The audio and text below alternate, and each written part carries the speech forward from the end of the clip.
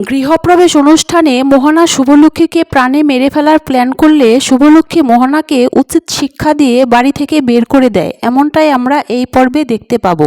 গৃহপ্রবেশ অনুষ্ঠানের সন্ধেবেলা বাড়িটাকে সুন্দর করে আলোকে আলোকিত করে সাজানো হয়েছে।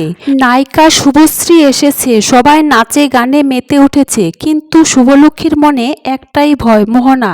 আর মোহনার কথা ভাবতে ভাবতে শুভলক্ষ্মীর মাথায় আসে, নিশ্চয় আমাদের বাড়ির কারোর সাথে মোহনার যোগাযোগ আছে।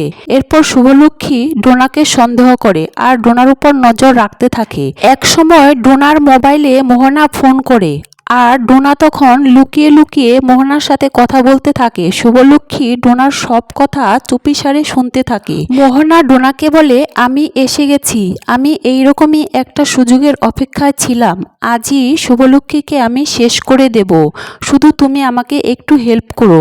ডোনা তখন বলে, আমি এটা পারবো না, তোমাকে ইনফরমেশন দেওয়ার ছিল, দিলাম, ব্যাস, সময় মতো শুধু আমার পাওনাগুলো মিটিয়ে দিও।